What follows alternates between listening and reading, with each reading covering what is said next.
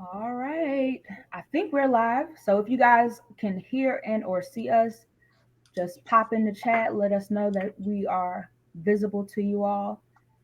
Thank you again for joining us for our second breaking into tech, pre-sales, tech sales, and now post-sales edition. So we had our first one last month, and it's been a whirlwind of success. And I have gotten an overwhelming response to do it again, but wanted to introduce a second part of the entire sales cycle. So just to get started, my name is Aaliyah Olds, and I'm the host of this community, Breaking into Tech. And I'm joined here by my co-host Denzel, and we have a few other gentlemen here from several large companies. So we have Dom from Zendesk, Jonathan, who's the co-founder of DemoStack. Blake is a recruiter here at Nike, and he's on the pre-sale side. So that's going to be an interesting story because I didn't know they had pre-sales, like didn't know that at all. Then we have KJ from UiPath, and we will be joined by another guest from Microsoft. Quick disclaimer, really quick. Our guest from Workiva is actually sick with the flu. This is just the season that we're in. So we want to extend her our grace and prayers that she is well soon. So let's go ahead and kick it off. So Denzel, would you like to take the lead? Yeah, you kind of broke up there, but hello everybody. Denzel Scotton. I've been in sales for the last 4 years, working previously as a cybersecurity account executive, as well as working for organizations like Red Hat, Juniper Networks, organizations that put a lot more focus on infrastructure automation, as well as like hybrid cloud. Um, that's a little bit about myself. I'm co-hosting this with Aaliyah, and following myself, we're going to go into order of Blake to introduce himself, as well as KJ, Dom, and then Jonathan. And then if Emmanuel is able to jump on before introductions are complete, then we will go ahead and have him introduce himself as well, and then we can get right into the webinar. Awesome. I'm Blake. I work at Nike, as Aaliyah said. Former athlete, worked at Google, worked at some of the larger organizations in the world. I'm just excited to talk to y'all about this. So we're going to go back and forth, get some Q&A going. But if you have any questions in the meantime, hit me up in the chat, and let's get it going. I'll pass it to KJ. Oh, I should probably hit the wrong button and not mute myself there, huh? Anyway, so KJ Fenton, happy to be here. I've been at UiPath for about 4 years. I think my 4-year anniversary was actually last month. It is a robotic process automation software, which pretty much boils down to take an Excel macro, put it on every application on your desktop, right? If you don't know how to automate, that's pretty much what it does. How I got here was a little bit interesting, and I'd like to share that. So I started my career right out of college. I was a consultant at the Big Four. I was at Ernst & Young. I was pretty much a functional analyst, doing a lot of process improvement, doing the nitty gritty. And what happened was is I realized that I could make my life easier. So I sat there, did the work, much like y'all are on this your webinar by attending it. Looked up how to write Excel macros, taught myself VB. I got picked up by a another implementation firm, right? We're talking about post-sales, so implementation. I did RPA implementations for the better half of a year. Realized development wasn't for me, but educating people throughout the sales cycle was. So during that time, a recruiter reached out to me and said, "Hey, I think you'd be a really good sales engineer." I had no idea what it was, but I've been successful, and obviously, my resume speaks for itself. So feel free to take a look at that. So that's how I'm here, and I am super happy to provide any answers that I can to all y'all. But I'll pass it on. Thank you very much. Cool. Hi, everyone. Dominic Gomes. I work at Zendesk. I'm a solutions consultant there. Kind of similar to KJ. Like, I actually started off mostly in pre-sales roles. Well, actually, my first job was an SDR role. So I'm very passionate. I feel like I learned a lot from that first job that I started out with. But then I got really into trying to understand Salesforce and CRM, which led me to do a bunch of consulting roles where I worked with Accenture, and then I worked with Salesforce partners. And then eventually I went to Salesforce, where I was doing Salesforce implementations for big companies. So I got the sales experience and the post-sales experience. And then I recently switched over to product pre-sales in the past 3 years, where I was at DocuSign for 2 years before I came here. So again, I kind of wore like every hat in the game in post-sales too as well. Customer success, project manager. So I've done a little bit of it all. So looking forward to the conversation, and I'll pass it over to Jonathan. Hi, everyone. I'm Jonathan Friedman. I am the co-founder of DemoStack, where we help companies set up demo environments to help showcase their product in a better light and then sell more software faster. I don't come from pre-sales, essentially. Actually, I'm embarrassed to say that I didn't know what pre-sales was until I pretty much got started with DemoStack. I got here because I was entrepreneur most of my career, and every time I built a company, I was trying to showcase the software, and I had issues. And it started when I was in smaller companies, but even when I was in bigger companies. Before DemoStack, I was a company called Trip Actions, which is now a $10 billion company. I was an executive team, built a whole new product line, and I had the exact same pains of showcasing my product as I had in my smaller companies that I co-founded before. And so at Trip Action, I think I had the aha moment where I realized that my product was an expense management. And what I realized, I think, trying to kind of showcase the new expense management product that we built, was that showcasing a product and the product you built itself, it's not the same thing. So you cannot just show the product you have, and demoing is a huge part of it. And I realized I was hitting walls and I just couldn't do it. And my aha moment was that I need to build a different product in order to showcase. It looks like my product, but it's built for showcasing. It's not expense management. Going down that path, that movie, to ask, like, hey, who does demos in the company? Like, how is this done? This is so hard. And then people I started talking with, like, sales engineering, dummy. That's like those people own it, and pre-sales community was just kind of coming up, and so I was joining that. I was a lurker a little bit, and I found first an amazing community, and seeing how what sales engineering can do. We recently hired a sales engineer leader itself. It's funny, we sell to sales engineers, but we didn't have a sales engineer leader for the longest time, and having them on transformed the company.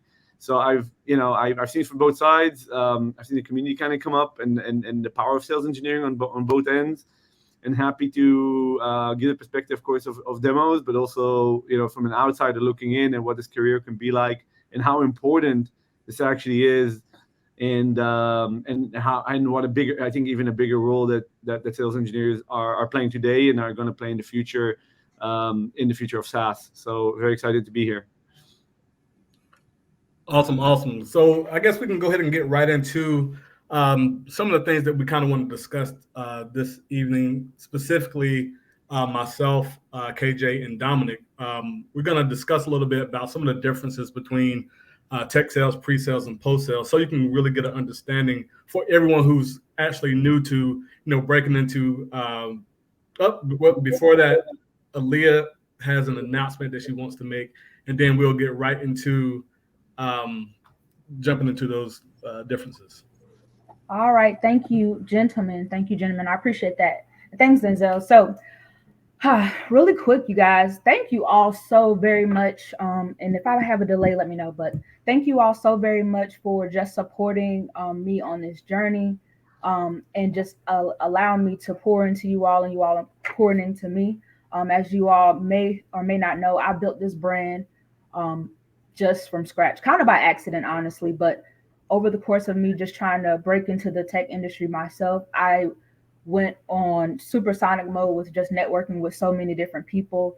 And I met some amazing individuals. Many of those are sitting right here on this panel. Some are just, I have so many that I couldn't fit on it, right? So some you all met the first time, now you all are meeting some more. And they just gave me so much information that I felt like I wanted to share that with you. So that's how this platform even started. I wanted to give you all an opportunity to hear some of the things that I was able to hear, and to meet some of the genuine people that I met along my journey. Many of you may or may not know that I spent 9 years in human resources, 4 of which I functioned as an HR project manager. I built so many cool paid training programs to help reduce the likelihood of candidates resigning from roles, and then also to attract and retain diverse talent. just so many amazing things. And I just felt like I was working in a field where my success wasn't appreciated or rewarded. And then I was getting bored, to be quite honest, because I was able to do it so effortlessly. So just having a conversation with my dear friend Denzel, who at the time I thought was still a teacher, he just told me about the tech sales industry. As he shared, he went from being a teacher to now an account executive, and he's been in the game for about 4 years. So I went on this long journey of just researching about tech sales, and while I wasn't too sure about that, I came across the entire sales cycle and I learned about sales engineering and pre-sales. So from there, I'm a natural researcher. I started looking up YouTube videos, podcasts, got a few books over here, one of which is the Medic Method, so many different things. And then, of course, I came across a lot of different videos on Instagram, like many of you. But before I pulled the plug, I talked to one of my mentors, and I actually met him in person yesterday. His name is Sheldon. And he was like, Lee, like, I think you're ready to start applying for jobs. So I just started applying for jobs. This was August. I can't remember exactly when. This was late July, early August. And I landed 9 interviews after basically 5 weeks of learning about pre-sales. And I landed my first job offer as a sales engineer within those 5 weeks. Now, that offer was not a good offer for me. So I did not take that offer for many reasons. And to this day, I'm very happy about that. But since that, I have had over 20, literally 20 interviews. I don't know if you guys can see this booklet, but this is all the companies I've interviewed for, but it's literally 20 interviews to date. I've made it to the final round of 7 different companies. I've gotten 4 offers to date, and I'm happy to share with you now that I have finally accepted an offer with a company as a solutions architect, which is a part of the post-sales environment. And even though my dear friend has the flu and is unable to join, I'll actually be joining her company at Workiva. So I'm super excited about this opportunity. I wanted to let you all know that because from the day that I learned about pre-sales, post-sales, and tech sales to date, it's been about 6 months. So I said all that to say, do not rush the process. Take your time. Treat job searching like a dating game. Be selective in dating as well. So be selective, because I know some of y'all are not selective, but be selective, and just know your worth. If you guys watched the last live, Harrison did a great job of talking about this, and so did Tamara. They were very selective because they had certain values in life that they wanted to uphold. I'm a mental health advocate, so mental health, mental peace, clarity, all that good stuff is super important to me. Certain parts of my lifestyle that will change over time is very important to me. So I look at the benefits that the company offers, but then I also go by how the team makes me feel from start to finish, how the recruiter interacts with me, how from start to finish, how the management team interacts with me, etc.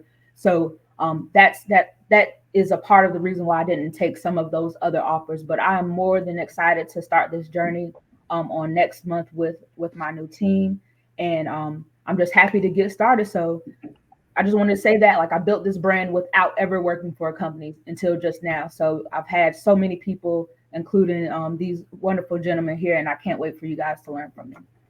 You take it away, Denzel. First, congrats. Yeah, congratulations. Definitely, I mean, that's, well deserved.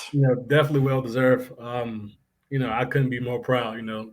Someone I've known for at least 10 years.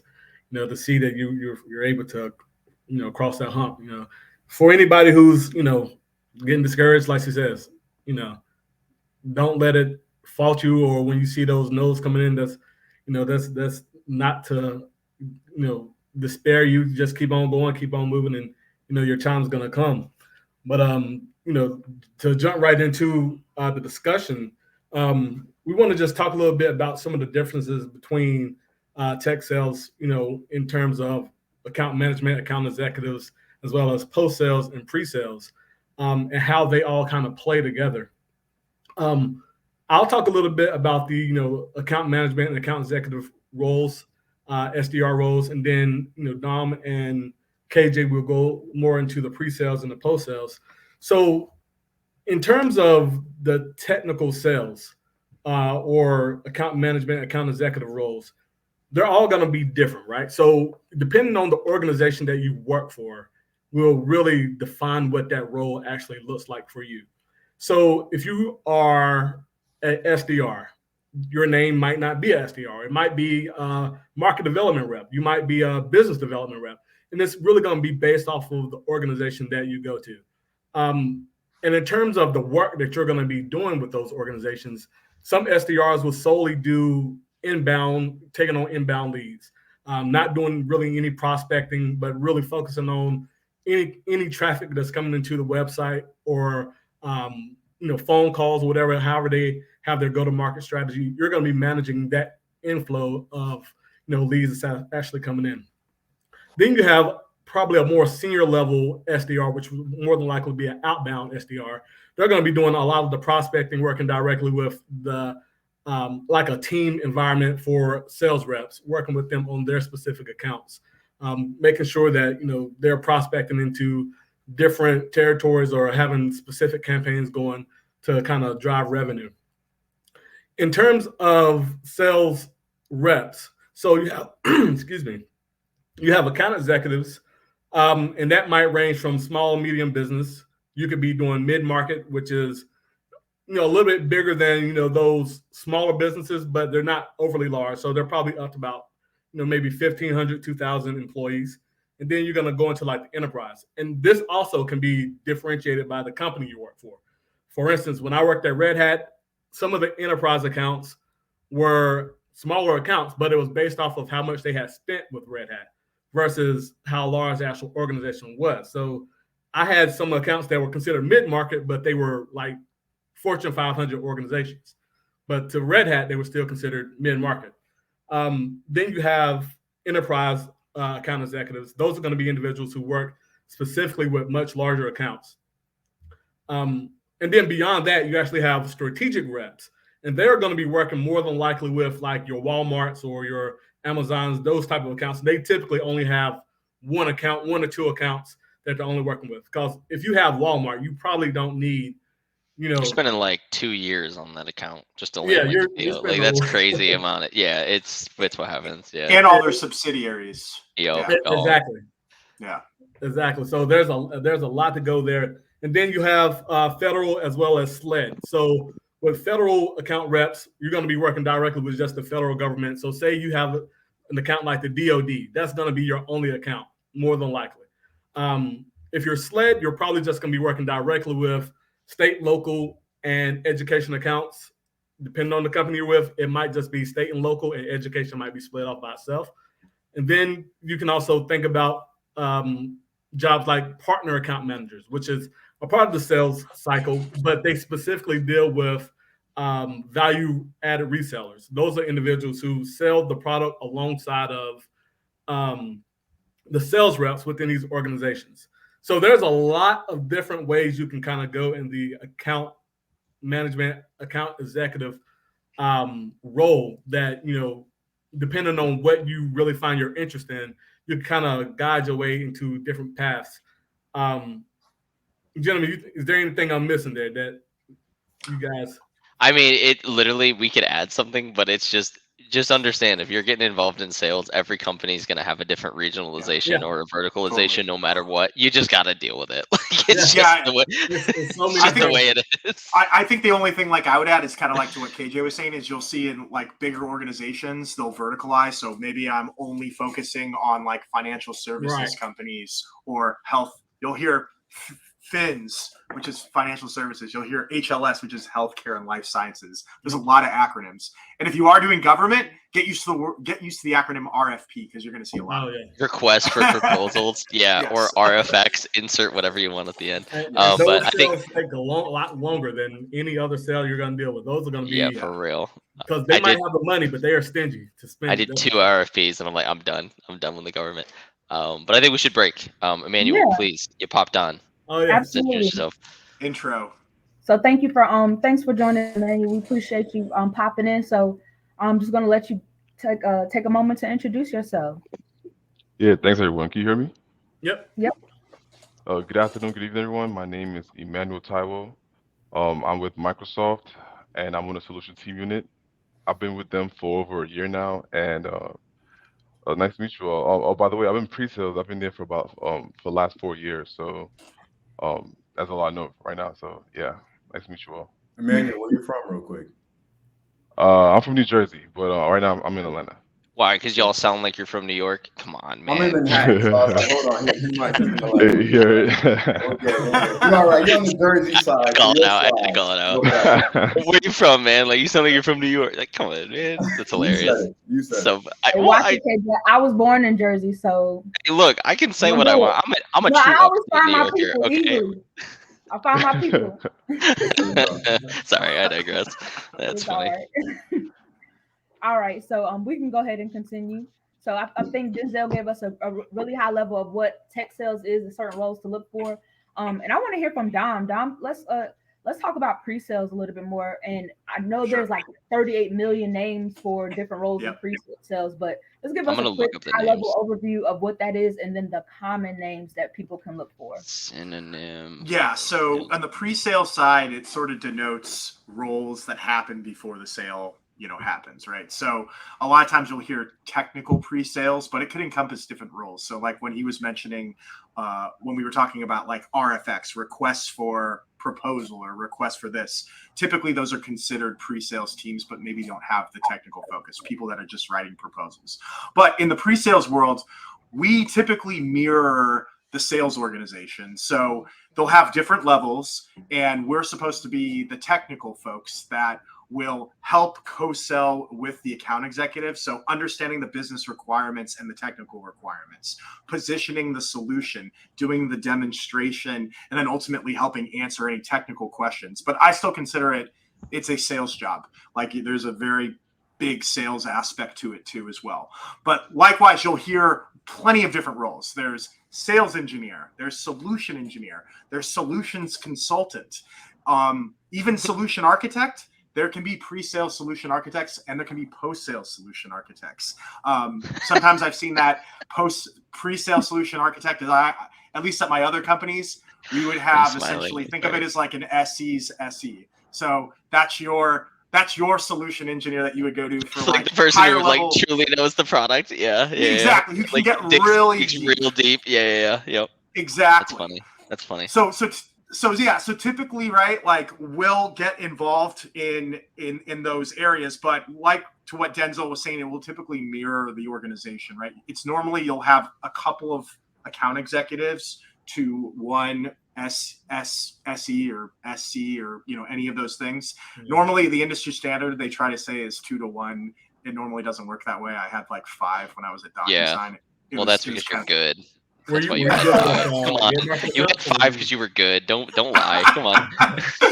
I mean, it was all right. Thank you, Dom. So let's recap real quick. And I hope you guys are taking notes on this. Of course, this is going to be replayed. But I hope you guys are taking notes on this because I want you to understand how vast like the sales cycle is when it comes to technology. So of course you have tech sales, you have your SDR, so your sales development representative. In some cases it might be a BDR, business development representative. Then you also have your account executive, and then you even have the account manager sometimes that can be on the tech sales side as well. Then pre-sales, the most common titles are going to be sales engineer, solutions engineer, solutions consultant, or senior solutions consultant like Dom is. Then you also have pre-sales consultant. Those are like the most common ones. And then you'll get into the not so common, which is the solutions architect on the pre-sale side. And now we'll go ahead and pivot to KJ, where he will briefly talk about post-sales, what that is, what are some roles that you can look for, including customer success. And then I want everybody to like let me know how you feel about like how someone could get into this industry. Like, do they need to go through a boot camp or like certifications required? And then we'll move on from there. So go ahead, KJ, let's hear from you. Yeah, so let's assume Ilea, Dom, and Denzel hop on the phone and they sell the company, the bill of goods, so to speak, and now there's a software. Someone's got to implement that stuff. And sometimes it's not you, right? Sometimes you are just someone who ends up leveraging the technology. So the first role that I would say post-sale is really the user. I think that that's actually an important role. The user could be a functional analyst, business analyst. You could be in finance, you could be in HR, you could be in whatever, right? A lot of the people on this call, y'all are involved in the software sales space. So as a result, you're selling software to a company. Someone's going to be using that. That's actually a very important role because at the end of the day, you're giving the user stories back, which repeats that cycle. I'm a big person on systems development lifecycle. The only way that Denzel can be successful and Dom can be successful and Ilea will be successful, right, is if we understand how user. Sorry, I apologize that. Please correct me on that. Thank you very much. That is good. Thank you. I apologize about that. Anyway, in order for all of us to be leveraging the software effectively, we have to know how users are using it in the space. So being a user is actually super, super important. You can define that what you will. If you are going to be involved with the actual implementation of said service, you could be a customer success manager, you could be a technical account manager, you could be a program manager, a project manager, or when you start getting into the nitty gritty, you're talking about technical analysts and then potentially development or solutions architects specifically. I would say solution architect is much more of a post-sales role. However, you will find if you are a good solution architect, you will be utilized in the pre-sales space. Reason is there's a lot of time where a customer's real smart and they're like, we need to A know lot of times. how you remember that RFP thing that Dom talked about? They will sit there and be like, give me your proposal. Like there is a final and you need an A for us to land this deal. And sometimes Yeah. the solution consultants are actually the best for that. Why? Because they've done the work before. I'm a big, huge, strong proponent. I've been a sales engineer for 4 years. I have never been, I guarantee you the reason I was successful is not because of my sales engineering experience per se. Granted, I learned that everything that they're saying is true.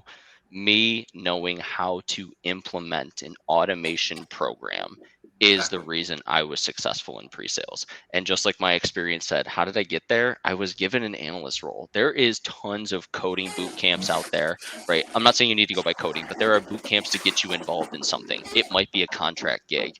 If you turn that contract gig into full-time work, that experience is going to lend you so much experience to getting involved at a consulting firm, getting involved in an organization, doing some work. And then if you really want to get involved in the selling motion, it's a lot easier to get involved in sales when you have some idea of what you're selling.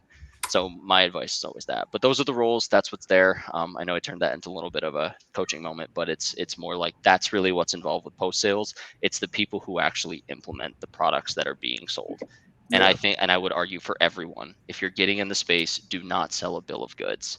Understand the product you're implementing in some degree. Because I guarantee if you burn that social capital, you are not getting that business again. Like KJ. I guarantee you. Like it's Well, just and KJ, to your point, right? You can sell it, you're outgoing, you're in the room, you're able to sell the bill of goods or the item, but knowing it like you're back of your hand, being the user, being someone who's tested it / absolutely. architected, that's really the post-sales gurus that I've seen Yep. working at the Google, working at the Nike. Like, come in there and walk your walk, but again, you're going to deal with the smart clients and vendors are going to be like, well, hey, you said this the other day, me and KJ were talking about this. Sometimes you got to have your vendor or your client, you sell them out of it in a way. Like, hey, you actually don't need this, and here's why, right? And then you can sell them other pieces of your It's the software. credibility. It's a credibility factor because everyone's going to want to push a sale. When you're willing to not push one, I mean, yeah, you might hear about it from your sales leads. I know Denzel, you know all about that. But but if you can substantiate why, I guarantee it's going to be successful long term. Well, to that point, I was going to say there is a post-sales, pre-sales overlap in that area because you'll be working a lot with the professional services. There's typically roles you'll hear. I hate using the term solution architect, but there's another solution architect or an engagement manager. It's like there's like a 1 and 2, and then there's the one at the top. Yeah. Yes, exactly. I'll just use engagement manager. Typically, you have someone who is helping to scope out. So you'll hear the term a statement of work. The statement of work is the contract that is needed for professional services to implement and outlining the bill of every step they're going to take. I said bill of goods. I know it's such it's a blanket term, but like, it's what are you actually responsible for? Like all those terms and conditions that we always click through on our software and our contracts. That's legit in software, guys. Like that's a real thing. So really quick. So I want to emphasize something. Because remember, these people that are joining these lives, they want to know, like, how can they break into the industry? So I think I heard you briefly talk about it, KJ. But this is for any of the guys to answer. But I really especially want to hear from KJ, Emmanuel, and Dom. And do you feel like a boot camp is necessary? Do you feel like certifications are necessary to get into any of these roles? on the pre-sales or post-sales side. And then of course I would like to hear from you as well, Denzel, and then also Blake as well. Manuel, go ahead, man. We commanded the room Yeah, right let's there. hear you, Emmanuel.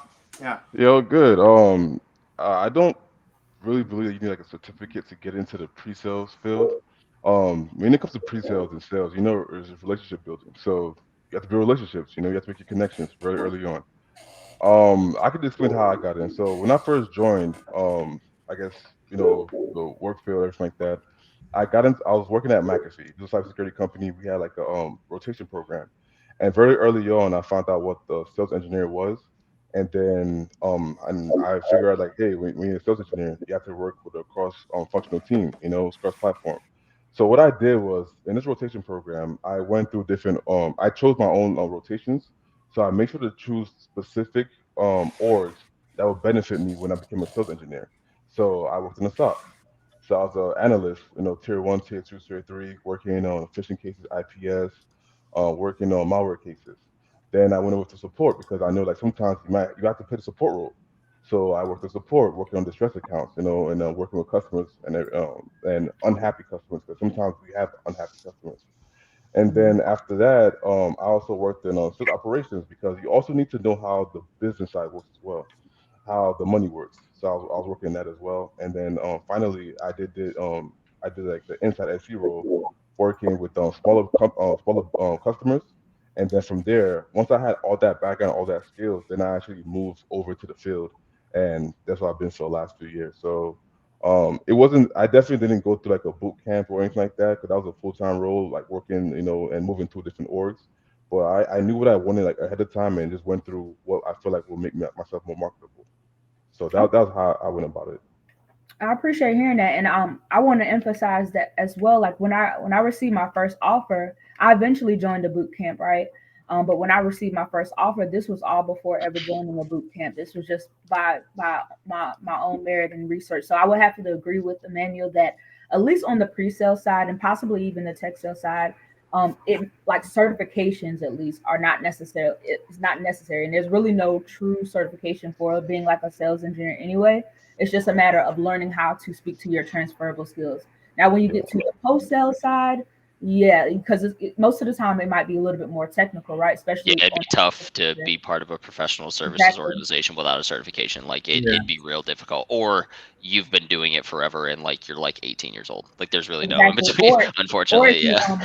actually apply for a technical sales engineer, which I've even interviewed for those before. So if it says technical, then there's a great chance hmm that you will need some type of technical background, maybe a certification, maybe even a degree in Yeah. said field, like It's engineering. unfortunate, but Generally it's true. speaking, you typically do not necessarily need that, but I will definitely say that boot camp certification courses, a lot of these courses online. I know Microsoft has their own online boot camp, if you will, and then you also have you like through Azure, and then you also have Salesforce, and then I think you also have HubSpot. There's a lot of different places where you can learn skills just on your own and specialize in those things. But overall, I think that I just wanted to share that with you guys to let you know that there's so many different avenues that you can go this route. There's not just a one size fits all.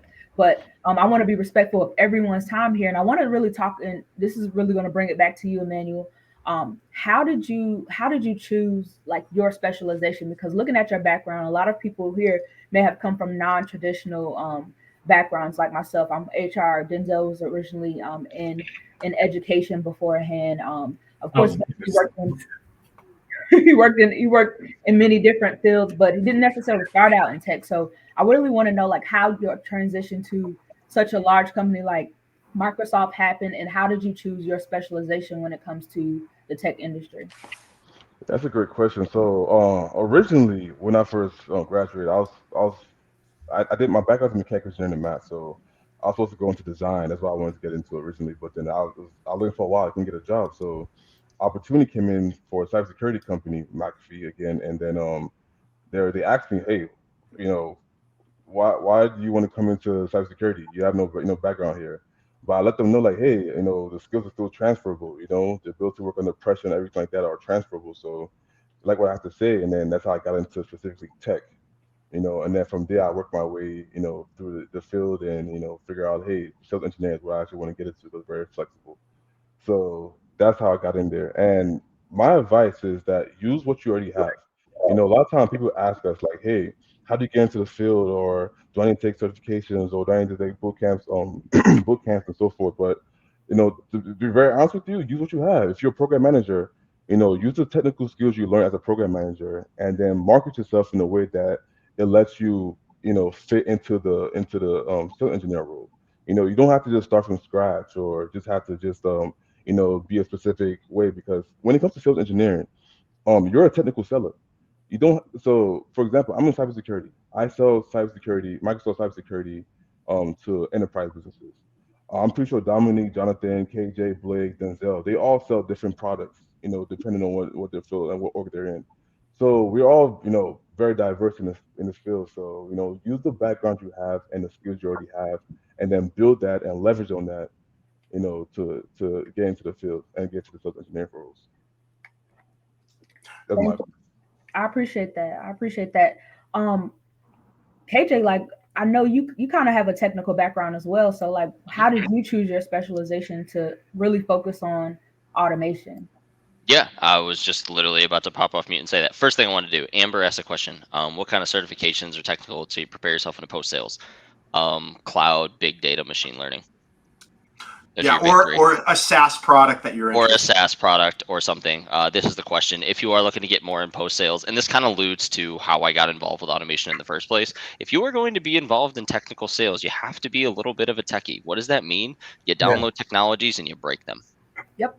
You have to be Yeah. willing to do the work. Okay. Every single one of us sitting behind the camera right now has done more work than most. Candidly, I hate to say that, but that's the reality. That's why we're sitting here, right? So you have to be willing to go and explore something. So just like Emmanuel got involved with, he did, Denzel, Blake, Jonathan, like now I can go, Alia. Sorry, I'm so sorry. I was saying your name wrong. God, man, I'm You know glad you what? called It's me on all that. right. It's not your fault. It's literally my mom's. I don't know why she put the I in there, but I've been dealing with My this my whole life. At that and the rock the boat, and I'm like, clearly my name was not spelled like her. man, So like, that's my Lauren, wife has a Y. Her name is Jenna, but it's Jeyna. So like that's actually cute. I like yeah, that. I love it too. She's very unique. Anyway, I digress about that. But in all seriousness, right, bringing it back to reality, right? We were willing to play around with technologies, which is exactly how I got involved in the space. So like when you're talking about, the certifications, I'll end it with big data, ML, automation, SaaS, you name it. Learn those products and then get a level 1 and try to get a level 2.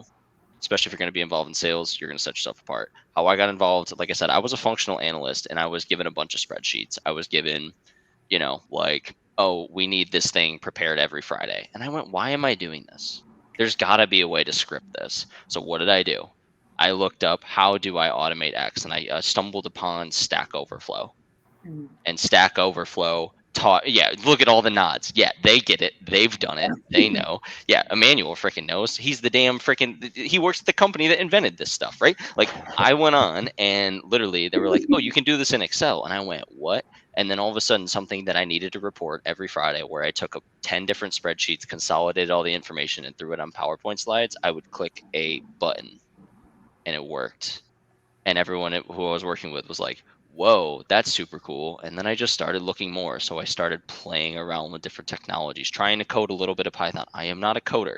I'm an IT management. I have an IT management degree. You know what that means? I was the MIS kid that could, right? Like I just applied it, right? And eventually what happened was I learned basic coding principles. Not that I knew how to code per se, but I could read it.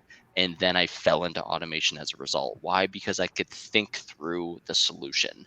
Thinking through the solution is super, super important. So on top of what Emmanuel's saying, find out what makes you kind of want to think. If you're not invested in a technology, don't pursue it. Just because the money's there, like Yeah, it's not worth it.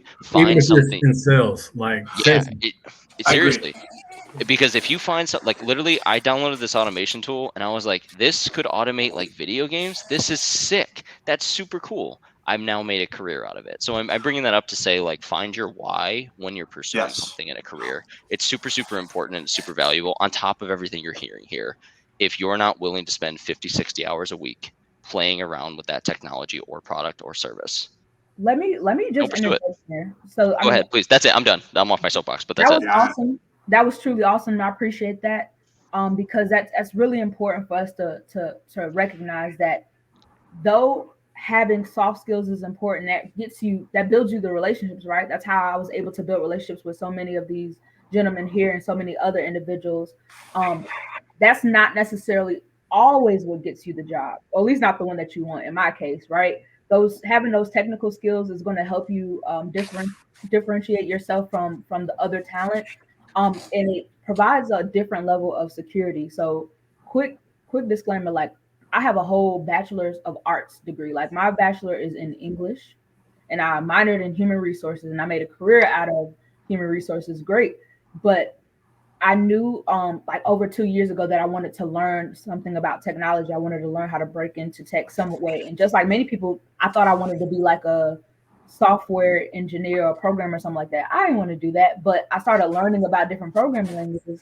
And at the very least, I learned one programming language, which is arguably not necessarily even a programming language. It's called SQL. And that's It's a used. programming language. Select from whatever. That's Yep. a program. There is a semicolon at the end, and if you do it wrong, you get command was not completed successfully. true. You know about that. Like, don't. That's It's a so programming simple, though. language. It is so simple, and honestly, course. it's used so much in day-to-day business. I was able to use it when I was functioning as a project manager to help manage data, to build out databases, report, all that good stuff. It's just it's just a very basic and simple, programming language. There's other programming languages like JavaScript. That's very simple. Python is kind of simple. It just depends on your aptitude. But just like KJ was saying, just like Dom was saying, everyone here, make sure that you actually want to learn that. Because I didn't know what to do with that information until just now, right? And that's how I was able to kind of carve out which type of companies I wanted to work for, because I found it pretty interesting. And I like things to be organized to an extent. So dealing with things that I can clean up, like raw data and all that good stuff. It sounds boring, but it's kind of fun when you take something from being a mess to being kind of organized. That's just how my brain works. So to answer that question, like how do you find certain certifications? My suggestion would be look at different companies that you admire, look at different roles that you admire, study those job descriptions, look at those keywords there, look at the hard skills that they're asking you to have. If they're asking you to have AWS, if they're asking you to know Python, if they're asking you to basically know like Ruby on Rails, which is another programming language, but if it's like that, right, you're going to find so many different job descriptions that tell you exactly what you want. And if you find it to be repetitive in the roles that you want, take some time to learn it. There's free like boot camp thingamajiggies online. Code Academy is one. I forget, it's so many different ones, but Code Academy is the one that I've Code used. Academy is dope. Can I add to that? Yeah, can I add to that real quick, just super quick? Yeah, depending on how technical the role is, what Aaliyah is talking about, it's like spot on. Even if you don't have the experience per se, if you go in there and say, I know how to think through this, I'm just lacking the syntax knowledge, companies that are worth working for will teach you that. Because by the way, not for nothing. Yeah, and Dom, I know you're going to say this. Not for nothing. I had to pass like an aptitude test, which means I had to like complete a coding exam. My role was technical. If you're getting involved in sales and sometimes pre-sales, you don't need that. So it boils down to people, process, technology. Absolutely. And that's literally, if you think of everything in terms of that's what sales is. We're problem solving, right? So you don't have to be the most technical person, but if you can map out a business process and understand the application of technology, like there's roles out there like business analyst roles that you don't have to be very technical. You don't need to be a coder. You're usually handed the code and they say, can you figure out what's wrong with this? To Dominic's point, literally in my interview at Google, they asked me, how would you break this system? How would you make this better? Yeah, the soft skills are there. I can sell salt to a snail. But if you can go in, and to KJ's point, break some kind of technology, understand it in and out. Hey, I notice our hiring process is a director with 3 interviews and 1 more take-home assessment. I'm going to say, hey, listen, that 4-step process is going to lose a lot of people, right? The fact that you're able to try to break these things versus just being a yes person or, hey, I got these certs, so now I'm qualified. Well, KJ has those certs. Jonathan and Dominic have those certs. Who's really the better talent? It's those who kind of take it to the next stage. It's me. And that's what I look for. I'm me. I'm the guy. Right. And that's what I look for with candidates, right? Like, are we a thought leader or are we know how to do the X's and O's from a technical perspective? Yeah, right? no, you're so spot on. or can you think, right? So Yeah, that's I wanted to add that. I wanted to make sure, just like, plus if one you, in that for sure. yeah, like if you don't have, like, if you have 70% of what's on that damn description, go for it. Go Exactly. for it. Yeah. Go for it. Honestly, even less than that, I would say. Sure. Because Yeah, that might have been too high. I don't even know. We're dealing with Just people gotta who be confident. suffer from analysis paralysis and feel like they can't. Like, I get so many people that inbox me and be like, I finished the camp or boot camp earlier this year or last year, and I'm just stuck. I don't feel like I'm at the point where I even want to apply. Just apply. Like, get past that fear. And even if it's not like your top 5 companies, which you should have a top 5, don't apply to the top 5 at first. Start applying to other companies that you feel like you might be able to get your foot in, just to get those rejections, or, to my surprise, get those 9 interviews. Like, I wasn't expecting to get any of those, but I was able to get those and quickly realize, why some of them reached out to me so quickly. And I was like, nah, I'm good. So it's good to get that practice, at least at first, to even get that confidence out there, and then also learn how to interview adequately, and then also learn what recruiters are looking for and what skill sets they're asking. Once you start to put yourself out there and interview, you'll realize that the questions are almost always the same. Yeah, and just to add to what Lee is saying, the worst they can tell you is no. Like they can't take you to prison for applying. So if you can apply and then get the experience for interview, on the interview experience, then the more the better. So don't be scared to apply for these positions. So let me answer this question real quick, Joko, and then anybody, Joko, anybody else can chime in. But it doesn't really necessarily matter. The person that I would put you in touch with, though, if I could think about anybody, would be Malachi. Malachi used to be a police officer, so he comes from criminal justice, and I think now he's an account executive. I don't know if he's on this chat, but I would look up Malachi. I can't remember his last name. Horton. So look up Malachi Horton, Joko, and he can help you with trying to tailor your experience. But there are so many different soft skills that you can highlight, like how you can work under pressure, how you can negotiate with people, how you're able to, like, working.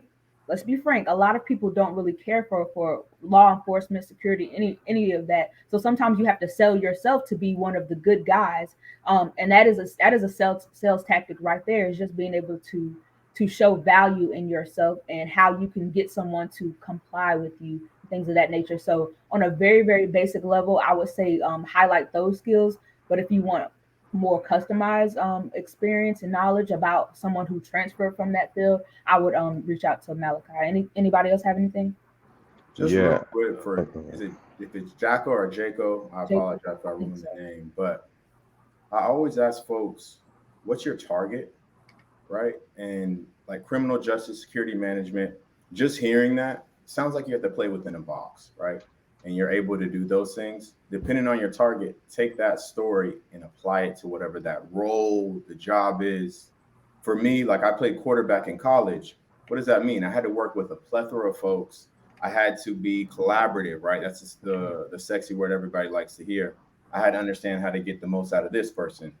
Coming into your organization, working with different personalities, working with different, you see how I kind of married those two together? And you just got to think, hey, criminal justice, security, how does this marry into what you're doing? And how can you see kind of the vision in my school of thought? I'm going back to thought leadership again. As long as you're kind of showing how you think through things versus, hey, I passed a bunch of tests and got A's, that's where you kind of really find that marriage. So yeah, anybody else on that? Yeah, and just to add to what Blake and Lee and Ross were saying, everything is how you market yourself.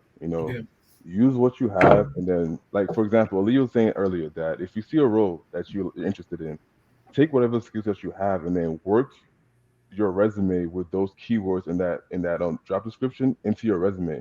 That's how you get those positions, because a lot of times, or interviews, because a lot of times, recruiters. Again, I've done recruiting too as well. When it comes to like the support, like the hiring process, a lot of times recruiters have like software that they use that actually like whitelist and blacklist applicants. So the more you can actually pull from what the job description is saying into your resume, I feel like the higher chance you get when it comes to just at least getting pulled out from that pool. So that's what I recommend too as well. Yeah, because I mean, you won't be able to sell your soft skills until you're actually talking to someone. Exactly. So your whole goal is you need to, exactly what Emmanuel was saying, is you have to tailor your story to their story, right? I was a teacher. I didn't work in no tech or anything. I was doing my master's, but at the same time, they didn't care about that because I wasn't finished. So their only thing was, okay, how do I take being a teacher and translate that to trying to become a sales development rep? Education. That's the whole thing. I'm educating somebody who don't know about the technology, about whatever this technology is that I'm selling. And so I just had to use that portion of it and just say, hey, I've been doing this, this, and this for this many years. I was able to achieve, these numbers specifically with my students. I can do the same thing as a sales development rep. I can achieve high level of, retainment or whatever, or, reaching out to and setting specific meetings at this level. And so you need to be able to also quantify those skills that you have, especially as a salesperson or trying to get into sales. If you can quantify what you did in your previous roles, to them, it's almost like they just see the numbers like, oh, you 90% in something. Well, obviously you're going to work at a high level, so you're going to be able to do the same thing, transfer that to what you're going to be doing with this organization. I just want to make a quick plug. Like, I'm a huge proponent of the SDR role. I think I wouldn't be where I was at if I didn't do that first role. No, seriously, man. Listen, if you want to see what it feels like to really have to grind, yeah, that is probably one of the hardest roles you could probably do, because people automatically are looking at you as an appointment setter, and you kind of have to change your mindset of you're coming into this role to actually bring value. And I know a lot of people want to just skip that role and go to become a sales account executive, but that is an absolute necessary step in order to be an effective account executive at any company that you're probably going to work in. Yeah, well, if you're anyone who's looking to be an SDR here, I've been telling this to people. Try cold calling people. Yeah. Like, straight up, try cold calling hiring managers. Learn about Basho emails. Basho them. Yeah. Cold calling is a lot harder than you think. So if you can get good at it, and you can show, any organization that, one, you're willing to put yourself out there, and, somebody might cuss you out or whatever and just tell you to get the H off their phone, and you're willing to pick up the phone again and call somebody else, like, to them, that's like, oh, well, you got the grit, If I'm applying for an SDR role, which I haven't, but if I was listening to y'all, I would do the cold call thing. I'd record every single one. Absolutely. And something that led to a follow-up call, my interview, I wouldn't even go to it. I'd send Blake the call and be like, I don't even sell your stuff. And I did that. Like, I know that sounds ridiculous, but like, think about that type. But think about that type of confidence, like that right there. You talk about differentiating yourself. Yo, everyone can cookie cutter their resumes. I guarantee every single one of our resumes on this, but it looks the same. Oh, yeah. It says what we did, how many it was, why it was impactful. We know the game. So be better than the game. Like, taking their advice, I would do that in a heartbeat. This actually brings us. Go ahead, KJ. I'm sorry. No, that's it. I would do that. Like, just do something different. Be unique. Just be creative. Send a video to whoever you're hiring manager. Oh my God, a guy. Some guy sent me. I'd have to go through, and I forget. Actually, it was Frank Nunez. Actually, I don't know if he's on this, but he sent me a video. You about that guy. Yeah, he sent me. Guy sent me a video message. Said, "Hey, I wanted to connect with you." I went. Mind you, my sweaty ass was like, "Hey, what's up?" I was working out or whatever, and then all of a sudden we set up a conversation afterwards. That was unique to me. I wasn't even getting sold anything. He just wanted to hear what I had to say, right? Like, that's super cool, and I'm honored for that. But in all seriousness, like, that's the differentiation. So like, I brought that up to say, like, if you're trying to get into SDR, I treat the same thing. Like, I don't know. I think everyone should work a food service job or a retail job, like, to just learn humility in general. Like, I got burned on that. Trying to get people to buy an Old Navy card. Come on, man. That's insane, right? Like, forget that, dude. And like, man, come on now. Like, I mean, hey, dude, the deal's great. You save 10%, but like, I don't know. Like, you're like, go to Banana Republic. Dude, literally, I would say that. I feel like if you're getting a credit card, it's like Banana's right there. Like, what are you doing? But people would come in, did the flip-flop sale. was the most ridiculous thing I've ever seen in my life. If y'all have never experienced an Old Navy dollar, like a flip-flop sale, go there in July. It's an absolute disaster. Like That that is whole hilarious. wall. That's my favorite time to go to Old Navy too. Of course it is. Yeah, you know what the Most of my worst shower time as an shoes when I'm employee is? traveling. That. It's miserable. You But gotta I have the shower digress. shoes. Aaliyah, go ahead. I just wanted to like throw that out there. Like, No, you're good. You're good. use I an appreciate opportunity that. to be unique. Like, just do it. Because what's the worst that happens? You don't get the damn interview. Oh darn. Like, Right. whatever, you try again, you know? And honestly, even with that, like even if you apply to a role and you don't get an interview there, apply to another role. Just because you applied Yep. to one role at that one company doesn't mean that they just don't like you in general. It could be many things. They hired somebody else. That particular recruiter on that requisition, may have closed that job out. So many different things could have happened. They had a limited amount of applicants, but you could see that same title, but it could be a different requisition number or a different position or in a different team. Keep applying, but definitely learn from why you're getting rejections. If you're not even getting to the point where you're getting interviews, it has a lot to do with your resume. I can just guarantee you that, and we'll talk about that soon. Blake is going to get into all of that, but you guys did a great job of getting us to our next segment to just learn about like networking for success using LinkedIn. Literally 1010% is why this even exists, because I was able to reach out to all of these gentlemen. Some of them reached out to me, but we were able to build relationships because one, how my LinkedIn is optimized, how their LinkedIn is optimized, and the value that we all bring to the market in general and their level of expertise. So I wanted you all to understand that there's a lot of power there, and your resume and your LinkedIn should pretty much be identical. Like you can put more stuff on your LinkedIn than your resume, because we do want to keep your resume down to like a page just for the ease of just going through it really quick, because I can almost guarantee you majority of the time recruiters are scanning your resume up and down really quick, and they're looking for those metrics that Denzel talked about, but they're not necessarily really reading through it. That's why when you get on that call, you always hear, so tell me a little bit about yourself. They want you to talk about your experience very briefly, straight to the point, and see if it aligns with the job. Use LinkedIn to your advantage, like KJ said. Send out those voice clips if that's your personality. Send a video.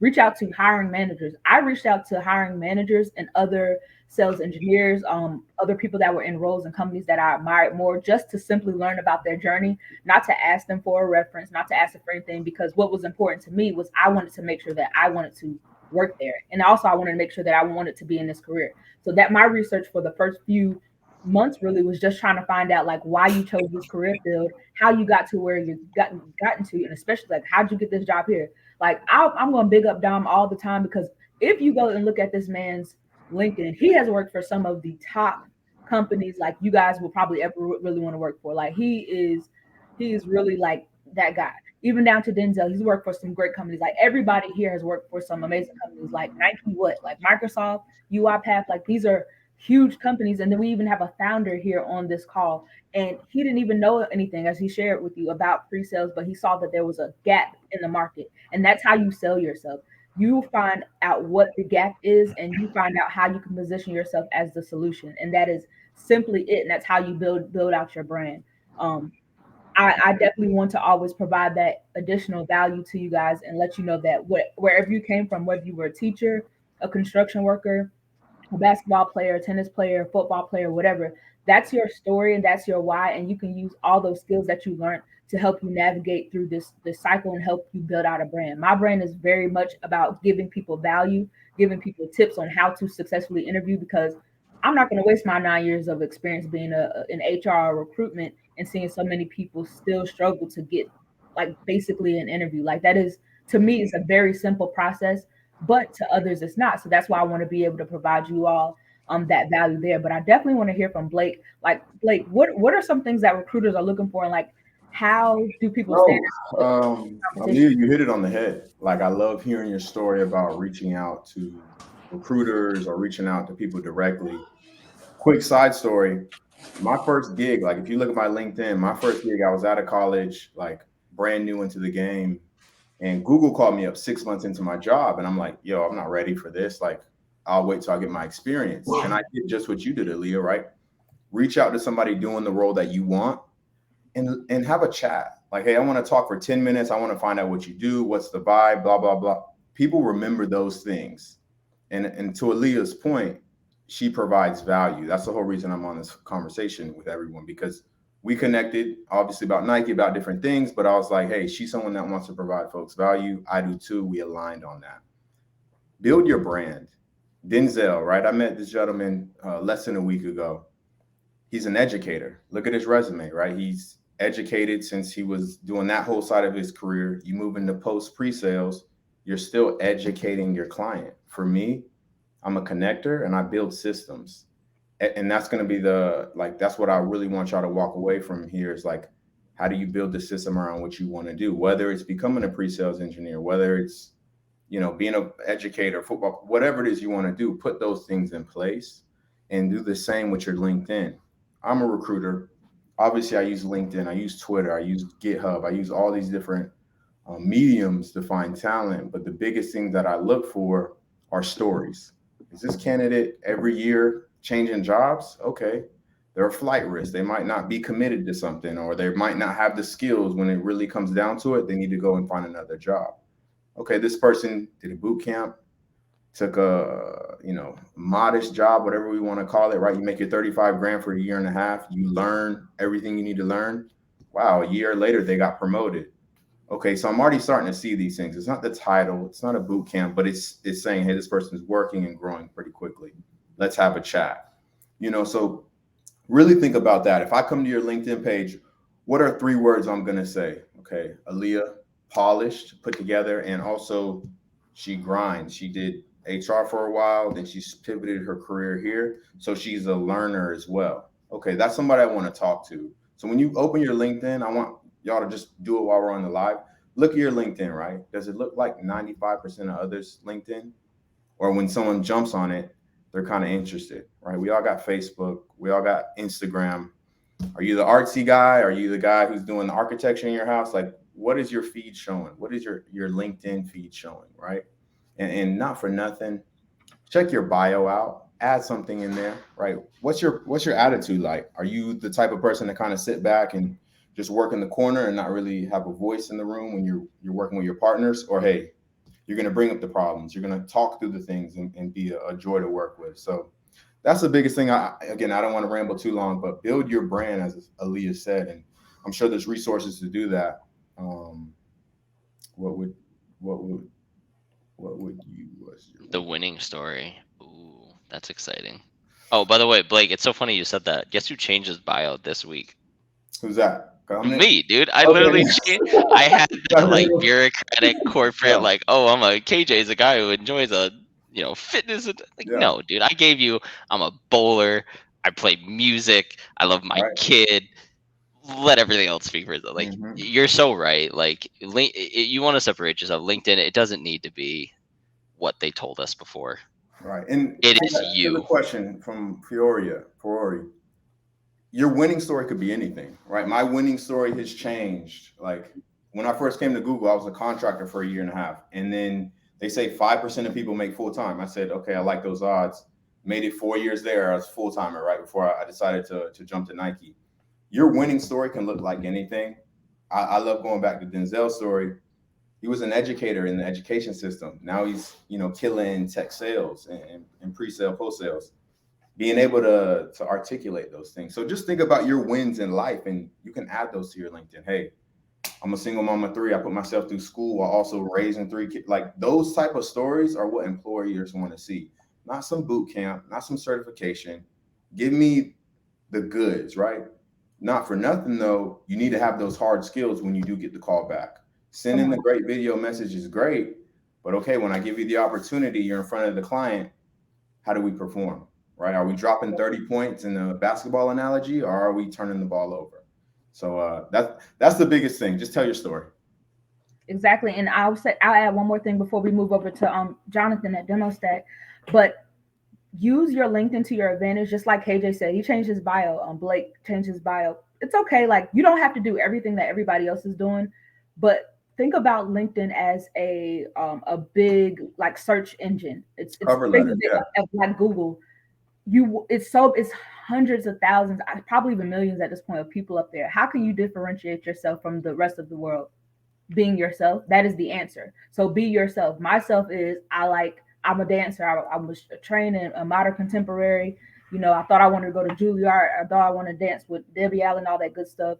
That's my thing. I still dance, but it's a part of me. I love dogs. I love traveling. I like all this other stuff. That's my personality. You want to kind of draw people in first because people are going to connect with you first based off of your personality. But just like Blake said, just like KJ, Dom, everyone, those technical skills are really what is going to drive home that sale or close the deal, if you will, to show that you have what it takes to take on that role. So that's why if you go to my bio, you see all of my personal stuff really quick, and then I'll go into like all of my technical skills. I'm pretty sure that's how Blake found me. I'm pretty sure that's how Harrison from Salesforce found me and all these other recruiters, because that is essentially optimizing. You're focusing on those technical skills and you're highlighting those and what you're able to actually do. Don't put anything in your bio or even on your resume that you really can't do because they'll ask you about it. Focus on one specific thing. Like I don't want everybody to feel like you got to learn AWS, Azure, HubSpot, Salesforce, get whatever. You don't have to learn everything. Learn one thing and get really good at it, but then polish out your story, your personality. Like my story is literally, I worked in HR for almost, pretty much 9 years. It was like a month shy of 9 years. That was my story. I talk about all of the successes that I had in that time and how I was able to drive solutions. Hence now coming into being a solutions architect, solutions engineer, how I was able to sit on demos with cross-functional teams in the IT department, nursing, all this other stuff, listen to their problems and be like, hey, this is how we can actually solve this, whether that be with a program or software. You guys don't diminish your own value. We do that a lot. And that's why it's so hard for you to write out your resume. Think about all of the things that you were successful at over the course of your career. Write them down and find out how you can briefly talk about those successes and why that got you to where you are now. Anybody want to add to that before we go over to Jonathan? And I just wanted to emphasize one more thing again. When it comes to pre-sales, it's relationship building. So do your best to build relationship. From what I've seen, like from teammates and everything like that, hopping on, I feel like 80%, if not higher, are high through relationship building. And then from the rest is just technical skills and so forth. But I just want to emphasize: build your relationships, make your connections, and then build bridges. So yeah. Awesome. Okay. So now we're going to hear from Jonathan. So Jonathan is the co-founder of DemoStack, and he's going to tell you a little bit about what DemoStack is and how it has been a value to the pre-sales and even the post-sales network. So you can go ahead and take it away, Jonathan. Sure. Yeah. So, like I said, I came from a very different angle, I think, but it also really relates to, I think, the job, the situation you guys are in, which is kind of looking for their first job and how to break in. So maybe I'll start from my career and how I got to where I got. I feel like I don't know if I'm employable. I was always an entrepreneur. I think in the age of 14, I discovered I can. I'm from Israel originally, and RC Cola came to Israel, and I was like amazed as a kid that RC Cola costs way less than regular Coca-Cola. It was like 1 shekel, which is the currency there. And I was like, oh my God, like I can, cola, people love this, and it's you can buy in a supermarket for 1 shekel. That's like nothing. So I bought it up, and with a friend we went to a busy junction next to my house, and we started selling it. The first day, Israel's pretty hot, and we didn't cool the cola, so people are like very excited, but when they got the cola, they're like, oh my God, like they're like, so that teaches you about product market fit. But the next day we actually cooled these cans, and it flew off the shelf, and that was a lesson for me at a very young age of I can invent a role. I don't need permission for someone. Nobody wanted to hire me at 14, but I can invent a role. I can invent a job that didn't exist just by adding value and kind of bringing my own idea into the world and not needing to ask for permission. And I think that really is something that led me throughout my my work. So that drew me into entrepreneurship. Doesn't mean you need to go into entrepreneurship, but I really believe you can create your own destiny, and you don't, the rules are there, and you can create your own rules differently. So what motivated you to start DemoStack? I know you talked about it briefly, but what was the motivation behind that? So I was it's a juxtaposition of two experiences. So before I moved from Israel here to the Bay Area with a company called Reactful that we started in Israel. It was in the conversion optimization industry. It was actually sold recently, but we had in that company. I saw the power of a killer demo. The company wasn't like crazy success, but our demo was killer. I went to a customer of ours, Amplitude, a month ago, and the guy there, the VP product marketing, stopped me and said, "Hey, Jonathan, I know you." I'm like, "Right, from Trip Action, where do you know me from?" And no, you had this other. I didn't remember the name of the company, but he was like, "You had the killer demo," and that was 9 to 10 years ago. So 10 years, a demo from 10 years ago was still in his memory. And it happened with a few people, not just him. That was just a recent example. And I saw the power of a good demo. I don't think like people know what what a excellent demo could do for a sales process. It's unbelievable. So, and the reason we had a good demo environment is that me and my co-founder at Reactful, we argued, and he argued that we should build a demo environment, and I was against it. We argued, he won. He overrode me, and he did it. He's my co-founder here again at DemoStack.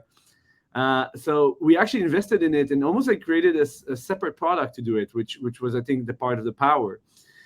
And then later, after Reactful, after we sold that, I joined a company called Trip Actions, which was a very successful company worth $10 billion now. I just joined when they raised a round C of $1 billion. And I was tasked to build a startup within a startup. I built a whole new product.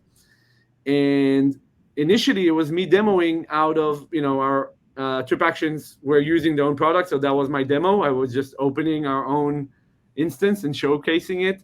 It was all good and dandy. But then quickly, I couldn't do it anymore because there was information in there. Compliance and legal were like, yeah, you can't do it. The finance team that we're using, were like, thank you for building the product, but it's ours now. Go away. You could actually, sellers could move millions of dollars just by clicking a button on mistake. I was like, okay, I get it. I can't show it anymore.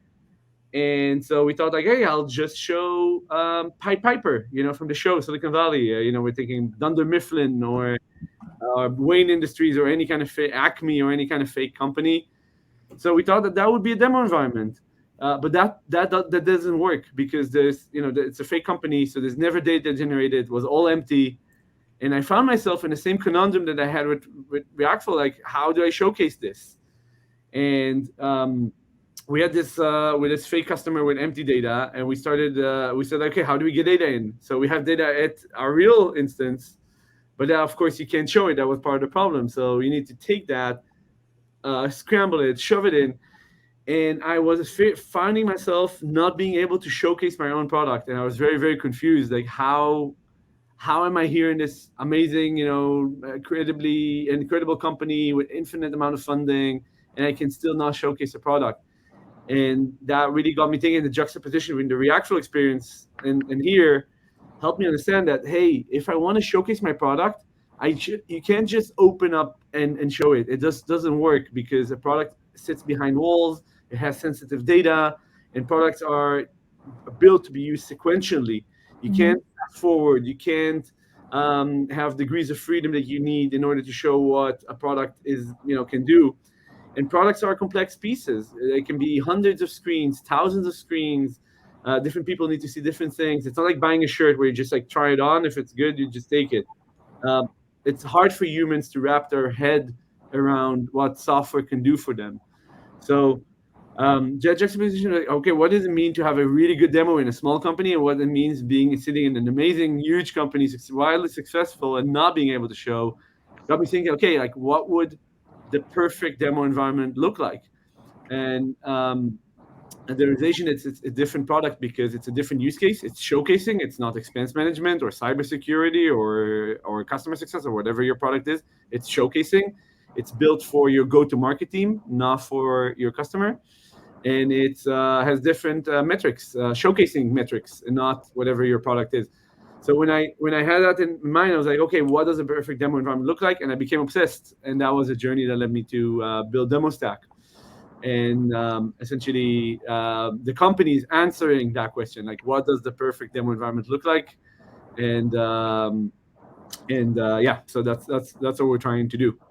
Excellent. I think we actually talked about this. So we have something what we do whenever we have these panels and we have a meet and greet. So that's why you hear these guys talking like they're bros, and some of them were able to pop on, some of them weren't. But I think Denzel might have said this before, where and correct me if I'm wrong, where you were in the middle of a demo or seeing a demo with someone and they clicked on a feature and it just didn't work, and the guy was like, oh, well, that always happens, it never works.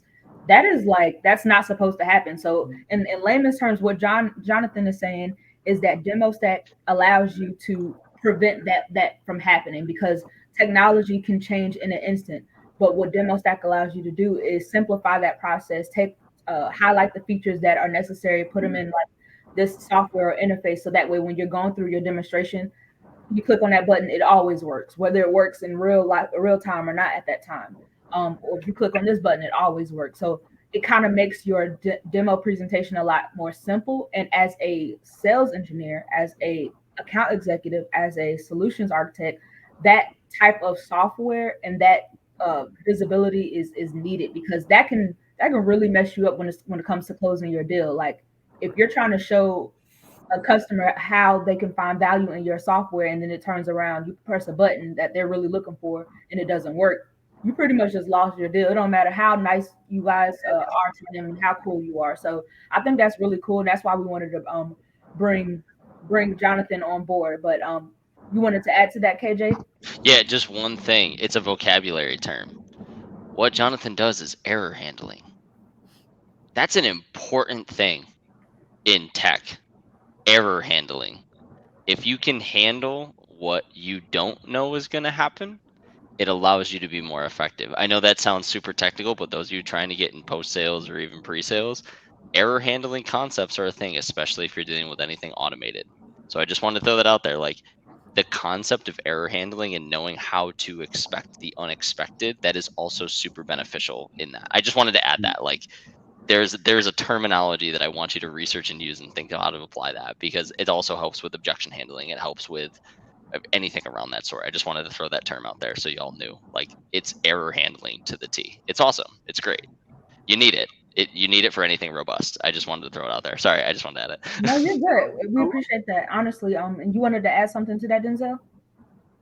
No, I think Jonathan was about to Oh, add. Jonathan, go ahead. I'm sorry. Yeah, no, I just want to say two things. I mean, yeah, error handling is a huge part of it, and you can see, you can Google Bill Gates showing, Microsoft, right, and he had the blue screen of death, and Elon Musk trying to demo the Cybertruck and breaking the window, and Steve Jobs showcasing the iPhone, and it kind of going really mad at him, and you're like, okay, these are the best entrepreneurs and showmen of our time. So are they like, why are they, and they obviously, this is a very televised demo in front of thousands of people and millions at home.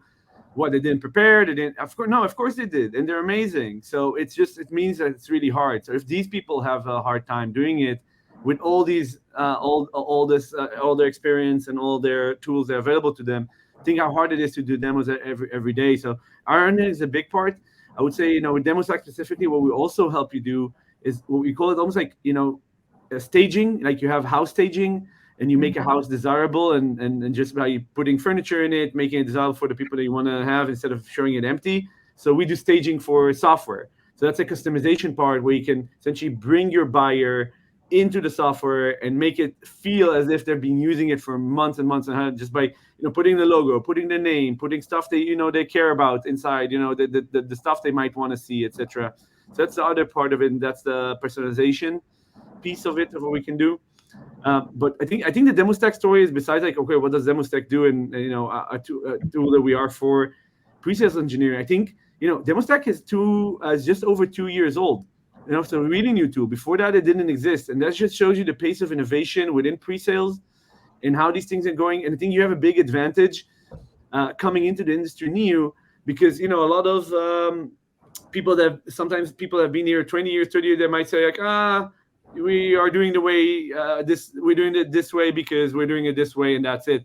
You coming in new and knowing tools, of course, like DemoStack, but there's many tools out there that are coming for pre-sales engineer. We're definitely not the only ones. There's a lot out there. And coming in with these ideas on stuff to implement and doing stuff differently, showing more product earlier, for example, being more nimble, being able to tell a story, enabling others to tell a story. So it's not just a sales engineering piece, but helping SDRs and account executives and CSM and everyone around you tell a product story right, can be really innovative, and it changes the way demos have been done or any other pieces of the pre-sales category. And if you come with these new ideas because you're not committed to older ideas, you can actually make a change. You can do stuff more efficient, more efficiently and more powerfully than it has ever been done before. So not having experience, not having a bias to how things are done around here can actually be a very good thing and allows you to think out of the box. So really wanted to kind of put this out there and see that as an advantage as well. And Aaliyah, I just want to highlight what John said earlier about a great demo. And I had a question for the panelists. So who here actually did a demo to for your position that you landed? Raise your hand. I did. Yeah. Done several demos on. It's kind of part of the interview process. Dude, I demoed the damn competitor's product. Like, Come on now. Exactly, yeah. So Yeah, as you can see, the majority of here have to do like a demo, some kind of presentation to get our role. So it's I like the emphasis of a great demo. So I get that also help with transition to the next the segue to the next part we have, Aaliyah. Absolutely. So thank you for that, Emmanuel. So I wanted us to really figure out like why everyone's here, right? I want you guys to really realize that we're talking about the entire sales cycle. You guys know about tech sales, BDR, SDR. Now you know about pre-sales, being a sales engineer, etc., right? And you know about post-sales, customer success, solutions architect, even account management can be a part of post-sales, right? We want you to learn the entire sales cycle so you can see where you fit in there. Like tech sales, pre-sales, post-sales is so vast. But once you get into certain roles, like Emmanuel was saying, demonstrating a software, we call it demoing, demonstrating a software or a product is honestly a part of your interview process, right? It's not always a part of the interview process, depending on which role you're doing, but software like DemoStack helps you while you're already on the job. So it can help you land more offers or land more deals in that regard.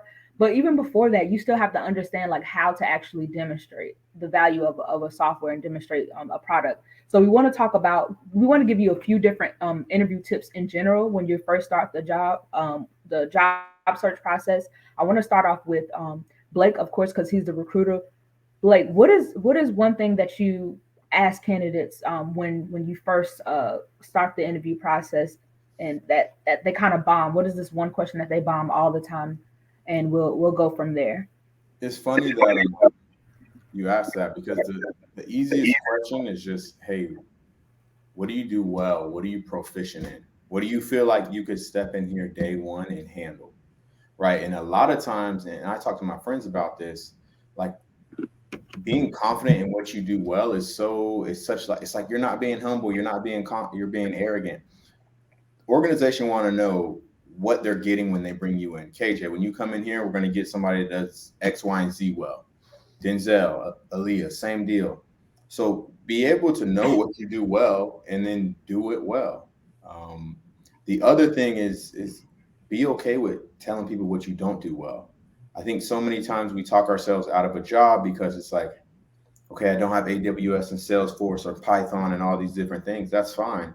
You're really good with SQL. You ran demos before. You've been on this before, but hey, this is not what I do the best. And I'm also learning this, right? Don't just, play yourself down like, hey, I haven't been exposed to that, but that's something I'm taking on right now is from a learning perspective.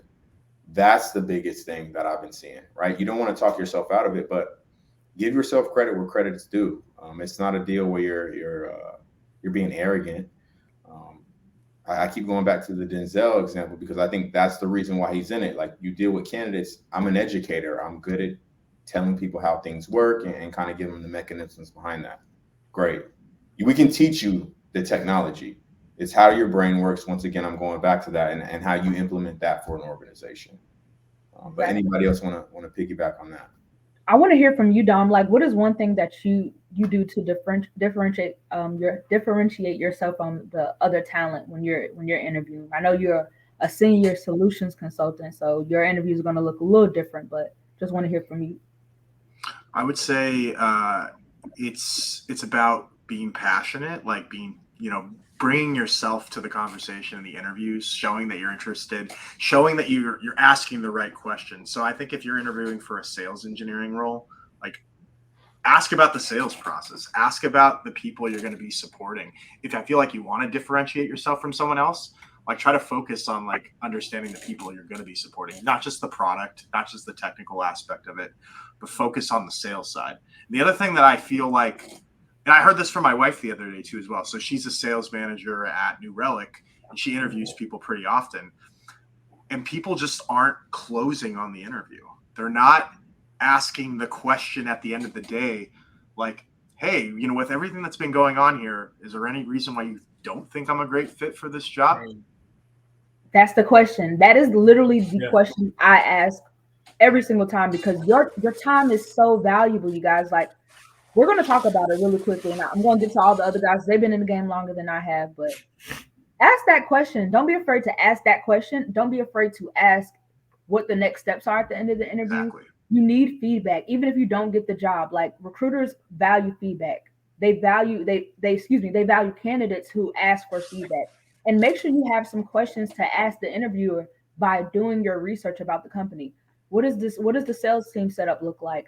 What metrics would I need to meet to be successful in this role? What does success look like to you as a leader? Yada yada yada, boom boom boom. Anything that makes sense for you, and that you really want to know, please ask those questions, and please keep in mind that the interview process, at least for pre-sales and post-sales, I can speak more to it. Like, I've interviewed for some tech sales roles before as well, but pre-sales and post-sales, that interview process is long, y'all. And I just told y'all I interviewed for over 20 jobs, and I made it to the final rounds of 7 of them, right? That is long. Majority of them had a demo, and I had to do a demonstration for them.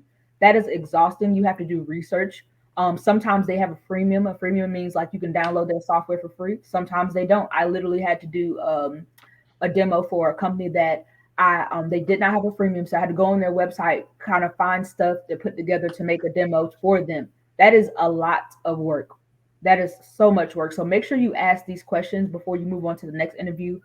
Get that feedback, and make sure that they're even into you first, so you can like pull out if you need to. Like, I've actually pulled out of the interview process before because simply the vibe wasn't right, and I felt like I was going to be wasting my time. And I'm so glad I did that. And don't be afraid to do that, right? So that is my advice, but I definitely want to hear from Denzel, KJ, Emmanuel. I just wanted to say one last thing too. And if you are doing pre-sales stuff, read up about these sales methodologies, because every company's doing it. So whether it's MedPick, whether it's mirror Sandler, the go-to-market strategy of that product or service during your interview, you are going to guarantee a final round, assuming you can do the demo and pass the technical lab too. MedPick, Sandler, the Challenger sales. There's a million. They're all kind of similar, but again, read up on them. Yeah, I mean, like, tech sales as well, though. I mean, like, they're gonna ask. Yeah, anything pre-sales or sales, you have to learn the go-to-market. You have to. You have to understand what that go-to-market strategy is for. And I mean, you can even ask them, like, the company I came for. It was probably one of the questions I wish I would have asked.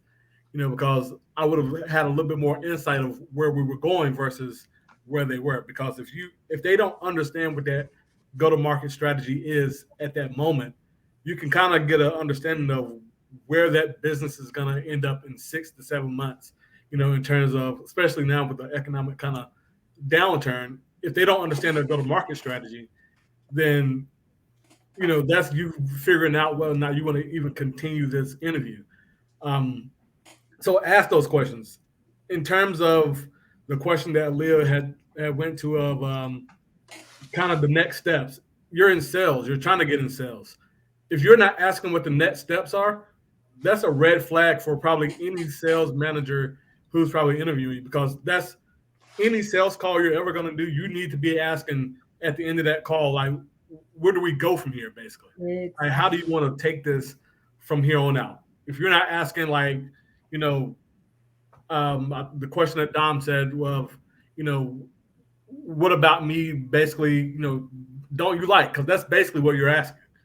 But that also gives you the opportunity to respond to any of the feedback, to show them, okay, you see this is a problem, but this is not a problem, and I can tell you why.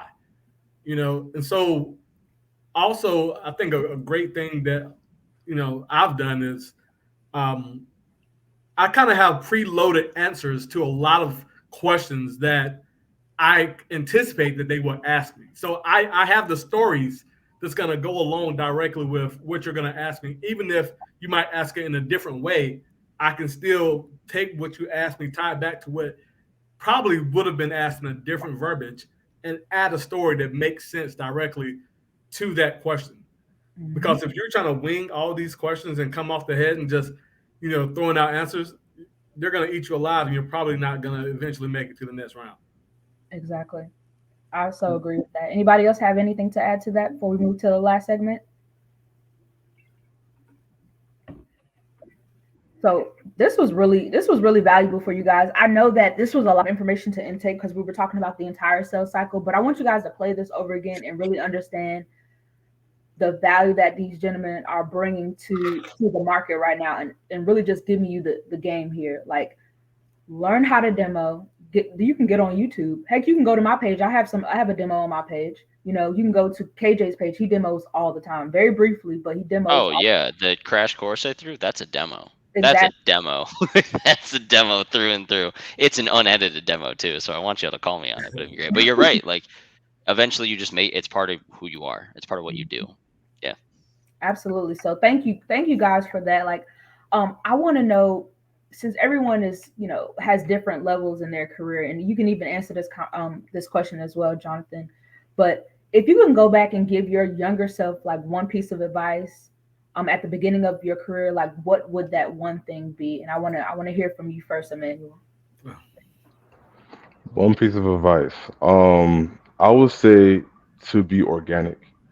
Um, so for example, I know during the interview process, they asked me, "Hey, why should we hire you?" And then I didn't want to give like a long spiel and everything like that. I just told them straight up, "I'm hungry, and I want this job. It's real with you." And they loved that. I didn't try to make any kind of story up, any kind of sob story or anything like that. I just told them I'm hungry about this job. So just be organic, and straightforward.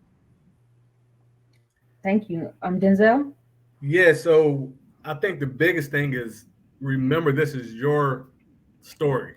This is no one else's life but yours. So you see your friends are getting promoted, they're going from SDR to AE. That doesn't mean that you need to do the same thing at the same time. It doesn't mean that you need to start interviewing and trying to push the idea that you need to move up in your career as quick as possible. One of the mistakes that I made specifically is that when I became an SDR, it was so preloaded that everybody needs to become an AE quick. Like that's what all the friends I had around me were thinking, like, hey, the quicker we get in, make the money, the quicker we can get out of an SDR role, become an AE. And so a lot of times what happens is you might miss some things that could have been very important that, could have made your career early on even greater because but you focus so much on the progression that you didn't focus on the moment. Just really understanding you're in a moment of that you can learn, that you can, make a lot of money as an SDR or whatever role you're in, but you don't have to necessarily move in the same trajectory as your friends. Because, I mean, at the end of the day, you don't know where you're going to end up in your career if you rush it.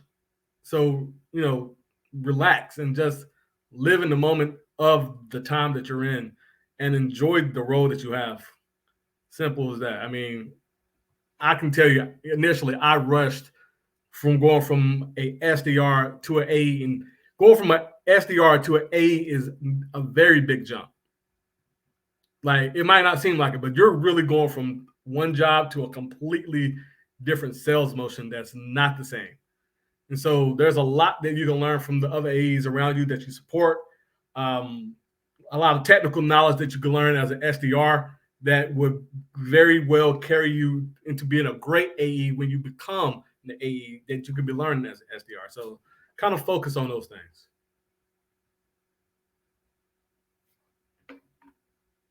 I'm finished. I didn't. Give me 1 second. Am I unmuted? Okay, awesome. Blake, let's hear from you. What you got? So my younger self, I've been in HR for like just under 10 years now, but it's nothing sexy and it's not going to be what people want to hear a lot of time. To Denzel's point, it's simply do the work. Like, I'm learning Japanese right now. I'm watching the anime. I'm listening to it on podcasts. I'm have a one-on-one teacher. It's cool to tell people, and you want to get your trophies before you've done it. Oh, I'm studying to be an SDR. I'm studying to be a post-sale, pre-sale. That's good and dandy, but what gets you there is the work. And then when you get over that hurdle of actually accomplishing your goal, I think you realize the closer you get to the work, the better you get. So whether it's sports, everything, dating, right? You rush into a relationship, it doesn't gonna work out, right? Do the work, understand yourself, understand your skills, understand, hey, you need to get Python or you need to understand AWS. Take your month and a half, take your 2 months of really being sure about what you're doing, putting in the hours, right? It's grind. We live in such an instant gratification society with Instagram, TikTok, and all these different things. Lock yourself in a room for an hour and really just focus on your craft. I guarantee that hour, the next man, the next woman isn't putting in that time because everybody wants right now. You'll see it pay dividends. I guarantee you put the work in an hour a day for 7 days, you're going to be like, wow, I've learned so much in a week.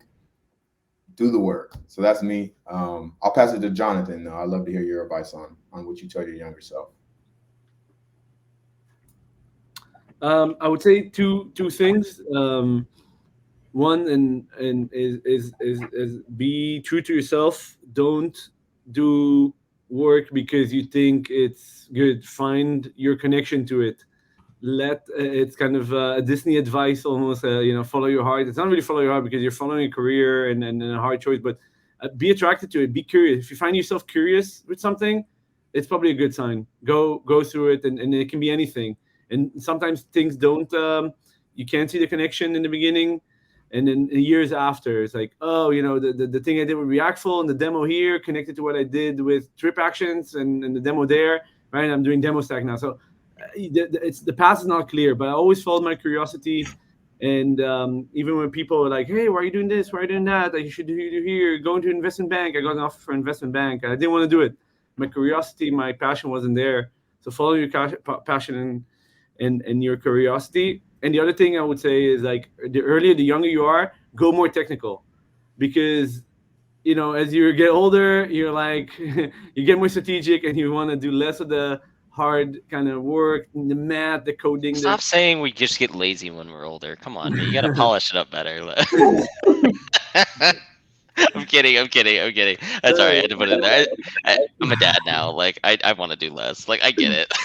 It's not. It's really that. It's also, your brain just like learns slower. Like, the younger you are, the more you can, the more sponge Brain you learns are. slow. And the more, and I think the more technical you are earlier, the easier it is to stay there, continue learning and building up new things. So it's just like that. Doing that work is worthwhile. So do it, grind. It's so worth it, and go technical. I guarantee any skill you learn that's technical will translate to a lot of value throughout your career. Even if the coding language it goes away, still knowing the coding will be worthwhile. You can always translate to another coding piece. If you learn math, you could use that. If you learn how to use advanced tools, SQL, databases, a tool like DemoStack, anything that's like very technical and deep will pay dividends over a long time. So I would suggest going into that as early as possible. Thank you for that. Dom, what you got? I would say for me, if I could go back to myself, 12 years ago when I started, I think early in my career, I really tried to make, I put a lot of stock in, this job defines who I am, and I'm in the industry, and oh my God, when things were going really good, I'm feeling happy. And when things were going really bad, I'm feeling sad. And I think if I could have told myself anything, it's just that, this isn't rocket science. What we're doing at the end of the day, it's a great industry and it's good, but it's still a job. Don't give your full self into something, because I've gotten burned out by it before. You know what I mean? When you get stressed out at work, learn how to separate stress from work from stress from life. And that's something that I've had to deal with. So mental health is huge, and I always bring that up to people as just like learn how to find the balance that's right for you. Man, that's golden. You can't help everybody, right? Like, learn that. We're all here because we're givers, but you have to learn your boundaries. We cannot help everybody.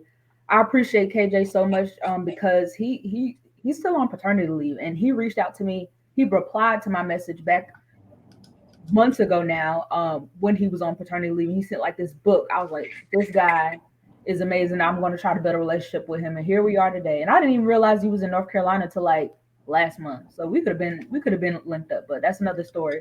But I definitely want to hear like your word of advice, and I want to hear from Denzel, and we'll try to wrap from there. Yeah, it's everything that everyone said before me. I could repurpose and repackage, but I'm not going to pull a chat GPT and say the same thing. I yeah, some of y'all got that. The biggest thing I think to me is the biggest piece of advice I've always lived by. And it didn't really strike a nerve with me until I got my first implementation gig, was if you feel different, do different. Just like Tom said, if we're not solving world hunger and we're not solving we're not doing rocket science, I know it's important, but it's not that important. So if it's harming you in any way and you don't feel like doing it anymore, there's nothing wrong with that. Find your new normal. Find what is getting you there. Because I'm telling you, like, I've been a sales engineer for 4 years, and like I was even telling these guys, like I was planning on, like, I was interviewing for a director gig. I mean, I was supposed to plug. I have a series to, for those of you who are trying to get technical, by the way. If you go to search KJ's Corner, or go to my last LinkedIn post, I actually posted a link to a crash course to teach every single one of you on this call, regardless of how technical you are. I don't even care if you've never coded anything before, to learn how to build an automation. But what I'm learning about myself is I want to coach. I want to educate. I don't need to be a director for that. So I've actually been pushed in another direction. I may not be a sales engineer come January, February. It may not happen. And I don't care if my company sees it. They know I'm interviewing. Who cares, right? Like, that's the importance. Like, if I feel a certain way, I've done the work. I've done it. I can help you through that whole entire process. But eventually, I don't care to do it anymore. I want to help others do better at that role. I want to highlight people's strengths. So I say all that to say I felt different, so I'm doing different. It's not a problem. As long as you're taking care of yourself, it doesn't really matter. That's my advice. Trust yourself. And that's why we're all here. That's why we're all here. We wanted something different. We wanted something so different. Now I want to give Denzel an opportunity to talk about what you would have done differently, or what you would have told your younger self. And then I want to share some thanks to the gentleman and a few announcements. Oh, I mean, I already kind of went, so I just told you, like, with me, it's just, what did I say? I totally forgot. But that's what being over 30. That's what do. That's what it'll do for you. For real. Past your bedtime. Get more technical, dude. You gotta learn how to stay up. Be true to yourself. Sorry. Even as a sales rep, find something technical to enjoy, because then you can kind of guide your path as a sales rep. Or if you want to go into sales engineering, maybe that's your trajectory. I mean, who knows? But yeah, I mean, don't let this burn you out, because sales will burn you out, especially this time of year. Q4 will tear you apart. So yeah. Answer that question for me if you don't mind, Denzel. I think this is a good one for you before we wrap. Since I'm from an international education background, should I go into? I mean, it depends. Do you enjoy education? I mean, is that something that you enjoy talking about? I mean, I was an educator, but I never sold education. And my interest has always been in what I look at it like this: what is critical for organizations? So if I can find something that I know a company needs, that if there is an economic downturn, or like, what are they still going to buy? That's the kind of tools I enjoy selling. So I mean, maybe look at ed tech, but I mean, maybe there's other niches that you could also put some focus on that you might realize you're actually really into automation, or you're actually really into hybrid cloud, or just specific SaaS products. So I would definitely just do some research on what maybe you would like to do in your future or long term, and just kind of go at that. I appreciate that too, Denzel. But I want to say, if I can answer that question, just because you come from a specific background doesn't mean that you need to stay there, right? Because the company that I landed has nothing to do with HR software, right? And there's plenty of HR tech companies out there. They don't even deal with project management software, and I have that background as well. So don't limit yourself, is what I would say. Yes, you can start there and you can use that to pivot if you're really having a hard time getting your foot in the door. But you don't have to stay there. You don't have to be married to that. Like there may be a reason why you're switching out. There may be a reason why you're trying to leave education or agriculture, environmental services, or what have you. So don't necessarily limit yourself. Just look for your why. I can't remember who said it earlier, but it might have been KJ. But look for your why. Might have been Blake, I think. Look for your why and what you're looking for out of these companies, and what's going to bring value to your life as a whole. Me and Dom talk about this often. Is just mental health. That's super important to us. So being in an environment where you feel like you can be your authentic self, and then also making sure that you can still have that life work balance rather than the work life balance. A lot of the gentlemen up here are married with children, and even if you're not, you still have a life outside of work, and you have to. These roles are so high functioning. You're in high touch. You're talking to people very often. You're going through programs and software, teaching people things. So you do have to have that initiative and that drive to just talk to people and engage with them. So these companies want to make sure that you're functioning at your highest level. So there's going to be a lot more benefits to just coming into the tech industry in general. It doesn't necessarily matter which lane you take, but I would say when you first start out, don't necessarily limit yourself to one specific avenue. Just look for companies that are going to give you that certain value that you're looking for overall. Yeah. All right. So thank you guys. We went over a little bit of time, but this quite all right. I appreciate you all anyway for tuning in. Again, this is the Breaking into Tech Part 2. Will there be a Part 3? Will there be a Part 4? I don't know. So as I've already shared with you guys at the beginning, I'm starting my new role. I start next month. This has been a fantastic 5 or 6 month journey that I've been on. And I just want to encourage you guys, don't feel like just because you graduated from this boot camp that you automatically have to get a job tomorrow. Take your time.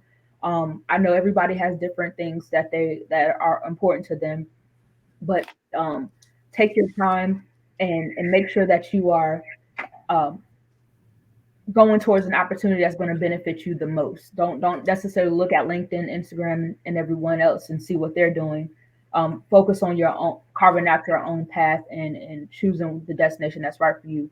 I want to give you all, I want to give a few people some shout outs. So one, definitely want to plug KJ's automation course. It's on his page and it's on his YouTube at KJ's Corner. That's helpful because that's one of those free resources where you can learn a technical skill. I don't know what that was, but we're gonna meet that. Then I also want to thank all of these gentlemen for joining me on today. Also want to give a shout out to my dear friend Tisha. She's sick right now with the flu. We hope that's all she has is the flu, and hope that she feels better. Dom, again, I appreciate you for joining not only the first but the second panel and being a mentor to me. Denzel, thank you for being a mentor. KJ, thank you for being a mentor. Emmanuel, thank you for answering my PM message. Jonathan, thank you for reaching out. And even with Blake, I wanted to thank him for reaching out as well and just being open to this. And thank you all for just supporting me on this journey because, like I said, I didn't have a company I was working for this entire time, but I was able to build out this brand. You guys trusted my judgment, but now you get to follow me on my journey as I perform as a solutions architect. Another quick announcement for my friend Denzel. Unfortunately, he was impacted recently by a major layoff at his company. So as he shared, he has 4 years of tech sales experience as an account executive. He's a star pupil, and he's just amazing. So I want to give him an opportunity to get his voice out there and get back out there and get a new opportunity. So if any leaders, recruiters are in my network, I've plugged him in with a few different recruiters. please reach out to Denzel. He is a dad. He just had a baby, like another baby, like recently. So he has a newborn, and it's the holidays. So get my friend a job so we can go out for some mimosas and stuff. Since he's not the one that's breastfeeding. But yeah, so with that, again, anything that these guys have going on, I'm going to support. Everybody go ahead and look into DemoStack and follow Jonathan on his journey.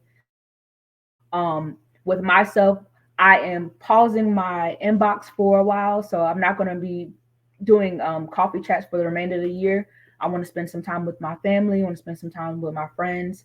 So I won't be interacting or meeting with anybody. So if you guys had a privilege of meeting with me over the last few months, that's great. If you all had a privilege of sitting on a Zoom call and getting some interview and resume tips, that's great as well. I put out a practically free resource on my page where you can pay at minimum $1 and you can download this resume template. It also includes a thank you letter. I use that very resume template and that very thank you letter to help me land all of my interviews and offers, including the one I got right now. So go ahead and support. Hopefully you give more than $1 because it's worth more than $1. But if that's all you got, just do your thing with that. For those who are having any trouble with the interviewing process, I am going to start to offer some workshops here soon to be able to assist you all on a larger scale because I'm a value giver. That's why we always go over time. Like I might schedule 45 minutes, but we might be on for an hour or two, right? So I want to be mindful of my time and be able to give everyone value at the same time. I want to give a shout out to my brand ambassadors. We have Caleb, Julia, Tony, and Armand. They've all been in the chat pushing you guys to go like the Breaking Into Tech community page. That's where all of these lives will be featured from now on. Any additional services will be featured there as well. And last but not least, what I'm doing before the end of the year, because if you don't know anything about this, I know Emmanuel might know because he was a recruiter as well. Maybe all of these guys know Q1 is about to explode with job opportunities. It is about figure out whatever company's fiscal you want to get hired into and then just apply like a day before they come back. Exactly. So exactly. So Q1, which stands for quarter one for most companies, right? Q1 is going to be in January, right? At least within the US. But it's about to explode with job opportunities. So this is a perfect time to start applying. It's gonna be crickets because we're coming up on the holidays in the US at least. But it's going to explode with job opportunities. You're going to get hit up with for a lot of different interviews, etc. So what I'm doing before I start my job in January and before the end of the year is I'm offering a career prep workshop, right? This is something that I offer for my brand ambassadors for the free.com. And I've been offering like to everybody and their mom for like the past several months and gotten results. But I'm charging for this, guys, because I legit I was not working like for the past few months. So this is something that you guys should pay for. And it's just time, right? Time and value. So what comes with that is you're going to sit on a live workshop with me. You're going to get LinkedIn optimization training, resume prep, interview prep. I'm going to show you how to actually go through the entire interview process with actual interview questions that all these recruiters always ask, and also how to build your brand, no matter whether you come from being a construction worker, being a teacher, yada, yada, boom. So you guys are going to get the full playbook.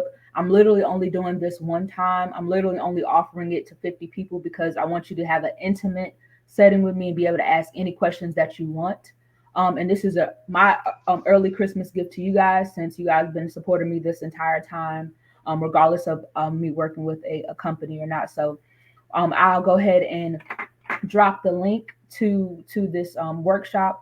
It is and I also want you guys to take down this code. So the course itself is $250, and it's going to be a 4-hour workshop. But like I said, it's immense value.